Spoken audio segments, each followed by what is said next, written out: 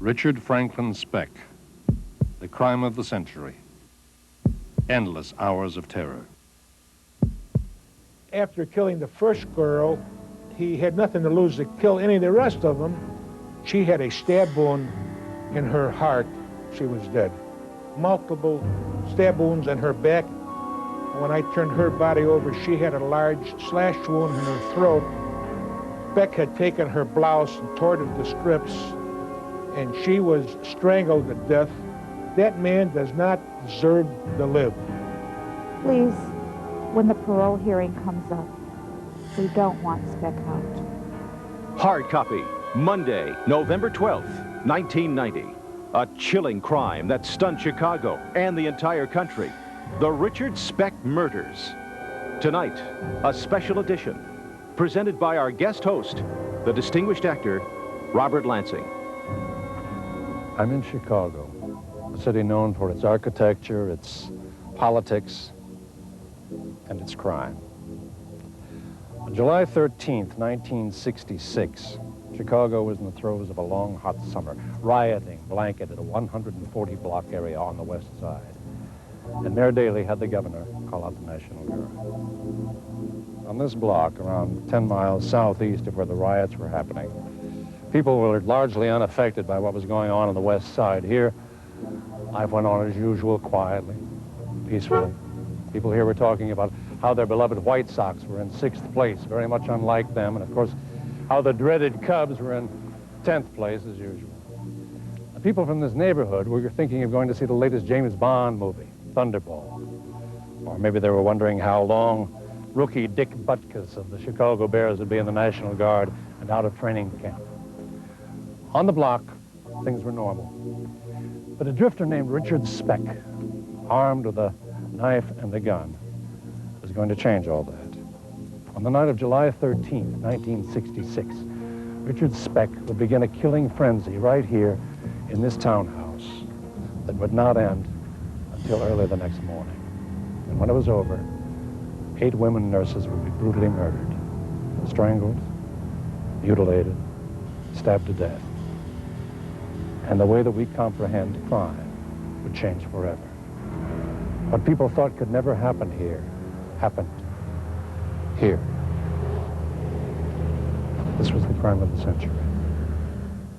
On July 13th, 1966, Richard Speck's day possibly began right here, sleeping on one of these park benches in Luella Park. The park being within sight of the nurse's home. After waking, Richard Speck walked here to what was once a gas station where he picked up the 2 suitcases he had left the night before. He shaved, combed his hair, and then walked back to the Maritime Union building, which is now a church, and attempted to find work. The Maritime building is right across the street from the nurse's residence. After not finding work, he walked 20 minutes to the Shipyard Inn, where he took a room, spent the afternoon with a white prostitute, stole her gun, and went downstairs and had a drink with Michael Compatessa. Ate my dinner, was having a few drinks, and we had a pool table here. There were some balls laying on the table. He said, "Come on, Mike, let's finish them off. Let's finish the game." I said, "I only got about 10 more minutes, and I got to go back to work." So we continued to finish the game, and I went back to work. The nurses, all in their early 20s, began their day here at South Chicago Community Hospital at 7 in the morning. Our life day-to-day was pretty much as you'd expect normal dorm life kind of things to be, except that we were stretched out in the townhouse situation. We went to work together, we came home together, we ate together and studied together, played practical jokes on each other occasionally, complained about your instructors, pretty typical average dorm life kind of thing. For them, July 13th was a day almost like any other. They had no idea that they were on a collision course with Richard Speck, a collision course with death. For 8 of these bright young women, this day would be their last. At around 10 o'clock at night, Speck started toward the nurses' homes. Soon a night of terror would begin. Soon Richard Speck would become infamous. He come in real quiet, and he went out with a boom. He had a tattoo in his arm, I'll never forget. Born to raise hell. I asked him about it once. tell me it's just what it means. Born to raise hell.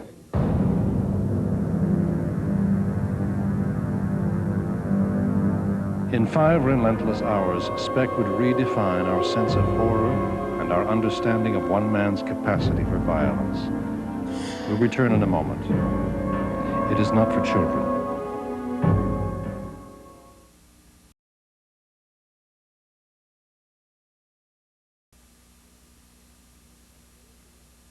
Jack Wallenda was the first detective on the scene. His memory and his anger at the carnage Richard Speck left behind is as vivid tonight as it was 24 years ago. Again, a warning. His words are not for children's ears. As darkness blankets the city, Richard Speck enters the nurse's townhouse. It was a mess. I've been in a war, and I know what a war is. And this before I went to war, and I saw bodies more mutilated then. But it never left my mind what he'd done to them girls. Wow. At 11 p.m. on July 13th, 1966, Corazon Amaral was awakened by a knock at her bedroom door. And when she went to the door, which was locked, and opened it, she found a man whom she later positively identified as Richard Franklin Speck, standing there with a gun and motioning her and her roommate to go into a larger bedroom on the second floor. Corazon and the Filipino girls ran into a closet and shut the door. They then heard the American girls say to them words to the effect, "It's okay, you can come out." They came out, and then they were lined up, at which point Speck asked them for money and followed them to their respective bedrooms where they got the few dollars they had and gave them to him. He then took them back into the south bedroom, and seated on the floor with his gun, he proceeded to tie them up systematically, one by one.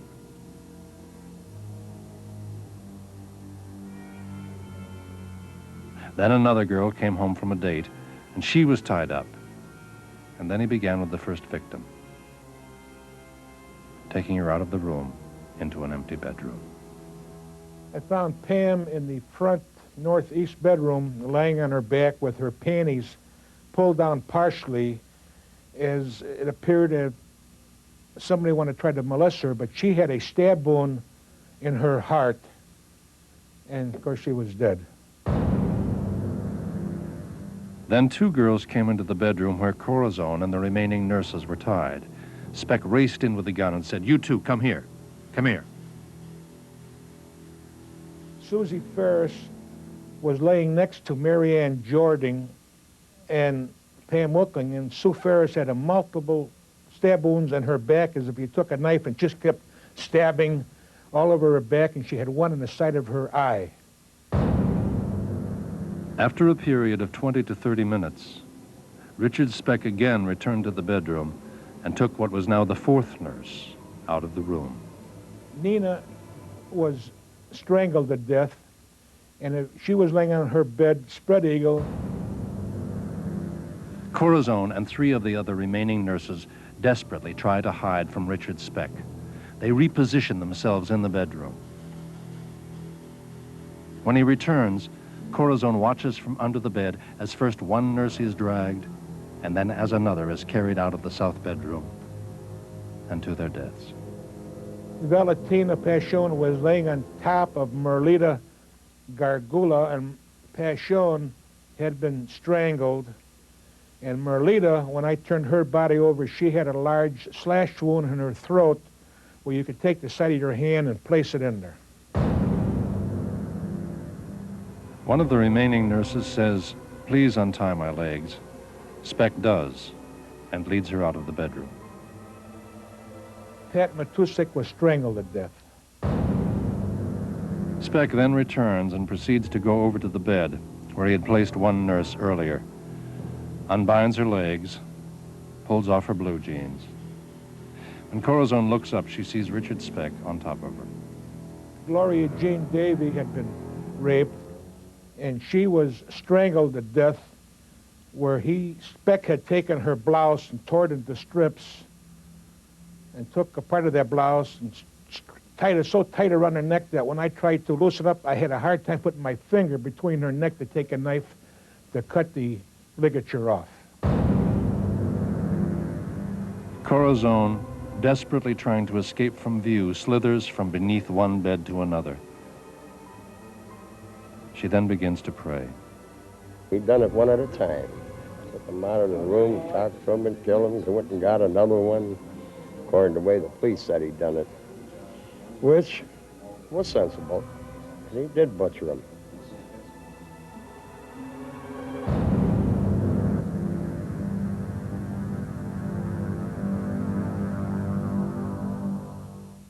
Richard Speck's victims did not all die in that Chicago dormitory. Friends and relatives still weep tonight. In a moment, the survivors and the capture of Richard Speck.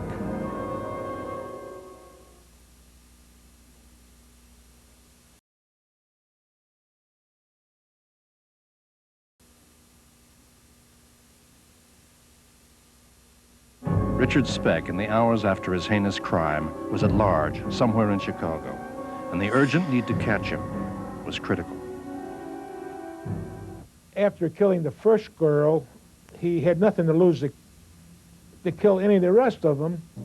After he left the townhouse, he walked straight down to Hunter Street, crossing the bridge, where we believe in fact we know he threw the knife that he had used into the river.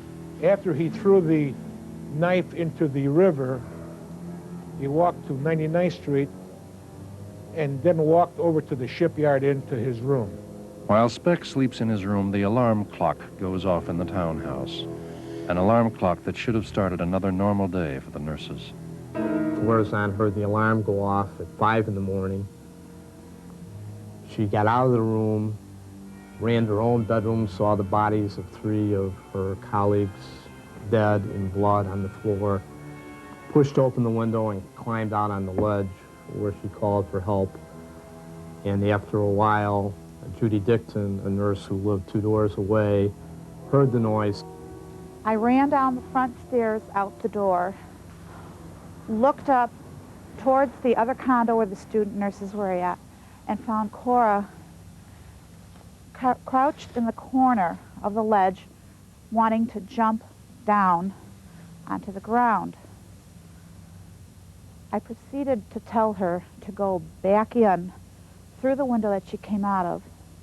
I ran back to the townhouse to get the house mother, came back down, did not see Cora on the ledge, could not see her anywhere in sight, so I opened the front door, the living room, on the couch.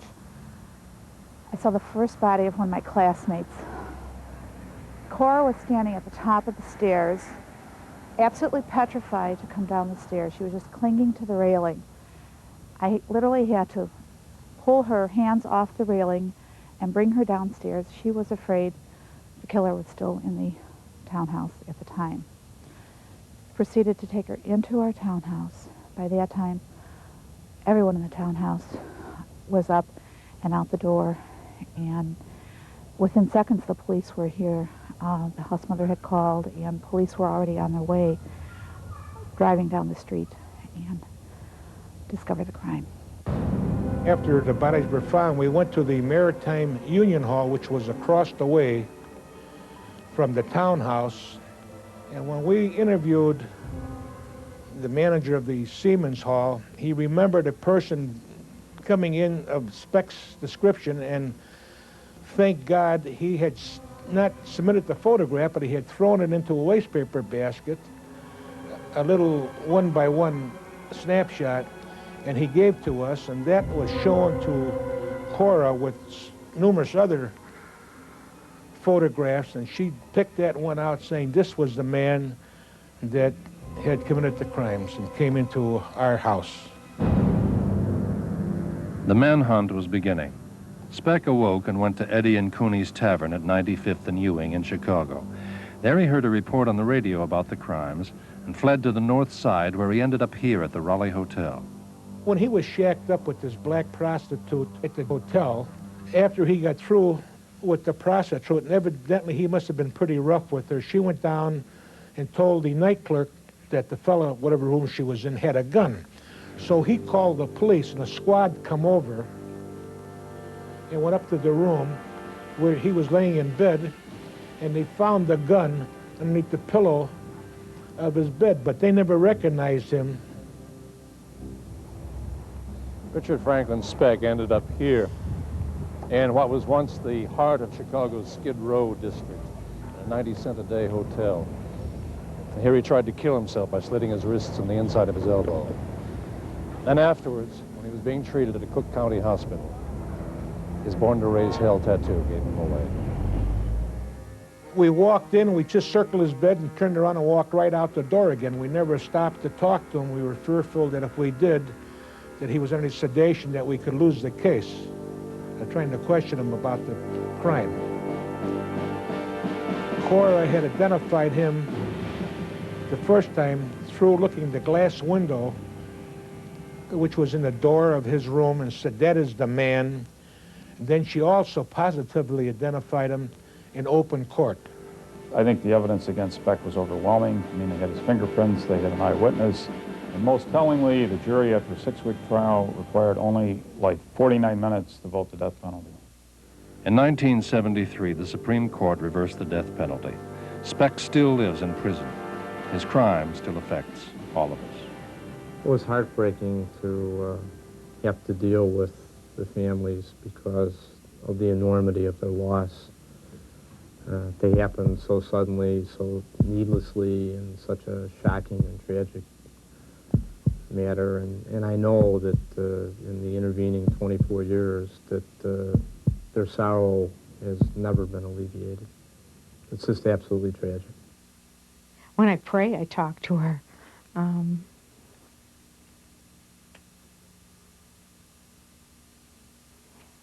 guess just how much I miss her.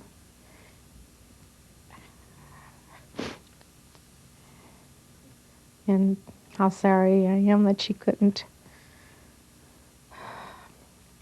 fulfill her life. I think of them a lot. There's an old adage, time heals all. Time does not heal all. There are certain dates that you remember them.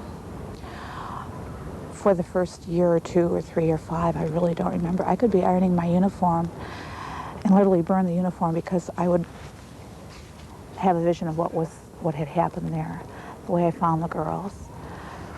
There were times I'd be talking to the patient and I would suddenly remember them, thinking of what they would be doing for the patient at the time.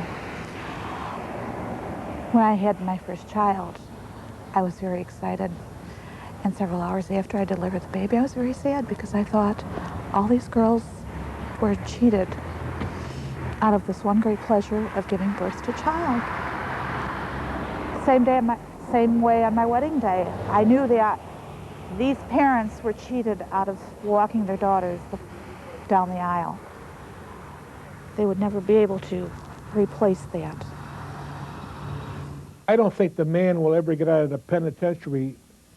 Myself, as well as other people, are still hoping that he could get killed in the penitentiary. That man does not deserve to live. Richard Speck has been sentenced to from 400 to 1,200 years. But of course, every 3 years he becomes eligible for parole. Please, when the parole hearing comes up, write to the Illinois Parole Board. We don't want Speck out. This could have been you, it could have been one of your children that this happened to. We do need to keep him behind bars. Today the southeast side is quiet again. But nobody who lives here will ever forget the night of July 13th, 1966. Nobody will ever forget Richard Speck and his crimes of the century.